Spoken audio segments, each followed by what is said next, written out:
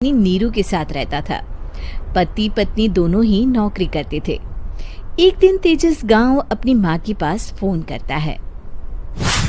Hello, प्रणाम माँ। जीते रहो माँ, तुम दादी बनने वाली हो हैं? अरे वाह, ठीक है बेटा, मैं कल ही आती हूँ। जब माँ जी शहर पहुंची तो बेटे बहू ने बहुत अच्छे से स्वागत किया। लीजिए माँ जी, चाय। अरे गर्मा गर्म पकोड़े ले आओ माँ के लिए।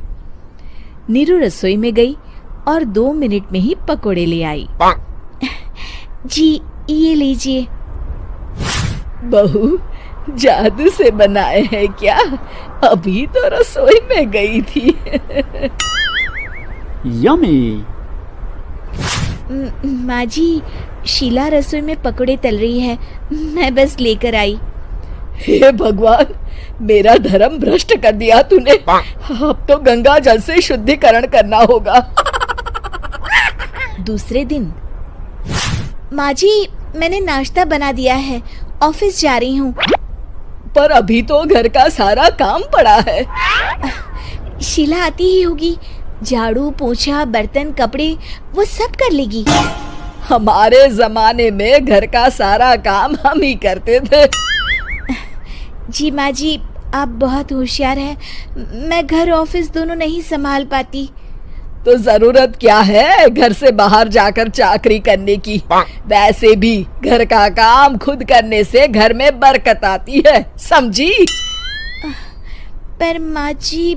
पर वर कुछ नहीं, इस महीने की पगार मिले फिर ऑफिस बंद। हाँ। रात को नीरू तेजस से कहती है, सुनिए जी, माँ जी बोल रही थी कि मैं नौकरी छोड़ दूं। वैसे ठीक ही तो है, अभी तुम्हें आराम की जरूरत है। फिर भी आराम कहाँ, शीला को छुड़ाने के लिए बोल रही थी। तो अब 24 घंटे में इतना काम तो कर ही सकती हो। पर जॉब पसंद है मुझे, घर पर मन नहीं लगेगा। अगले दिन जब दोनों ऑफिस के लिए निकल रहे थे, मेरी तो कोई कीमत ही नहीं है इस घर में। माँ जी, आजकल महंगाई बहुत है, रहन सहन भी बदल गया है, दोनों नौकरी करते हैं तभी ठीक रहता है। अच्छा, तू कहना क्या चाहती है? मेरा बेटा तुझे बिठा के खिला नहीं सकता?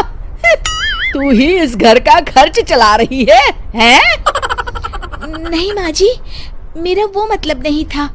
मतलब खूब समझती हूँ, ये बाल धूप में सफेद नहीं किए मैंने। हाँ। अब तो ये रोज का काम हो गया था। तेजस भी रोज की झिकझिक से परेशान हो गया था। एक दिन उसने कहा, नीरू, वैसे भी तुम्हें मैटरनिटी लीव मिलने वाली है, तो अभी से ही छुट्टी ले लो।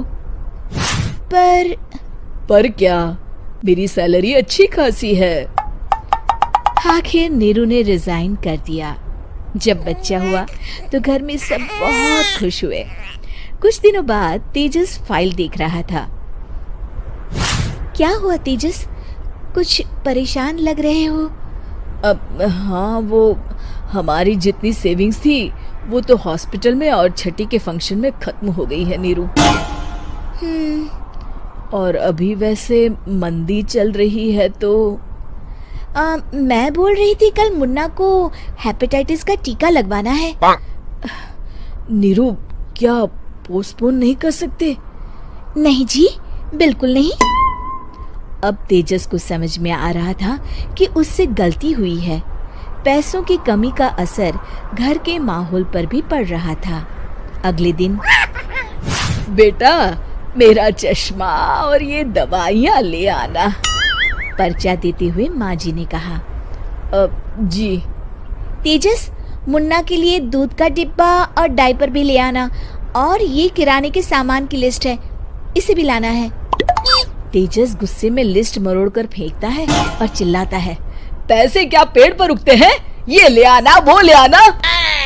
अरे पर ये जरूरत का सामान ही है। वो गुस्से में बिना कुछ कहे ऑफिस चला गया। अरे लंच तो ले जाइए। नीरू दौड़कर डिब्बा पकड़ाती है। एक दिन खाना खाने के बाद, नीरू, अब तो मुन्ना कुछ बड़ा हो गया, तो अब तुम वापस ज्वाइन कर लो ना जॉब। पर इस रिसेशन में जॉब मिलना बहुत मुश्किल है। ट्राई तो करो। फिर मुन्ना? माँ जी है ना, और एक फुल टाइम मेड भी लगा लेंगे। पर माँ जी, उन्हें तो पसंद नहीं। तभी माँ जी वहाँ आ जाती है और प्यार से नीरू के सर पर हाथ फेरते हुए बोलती है, अब मेरी समझ में आ गया बहू, पहले के और अब के समय में अंतर है।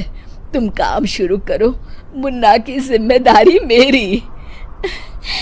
मेरी प्यारी माँ जी, ये कहकर नीरू उनके गले लग गई।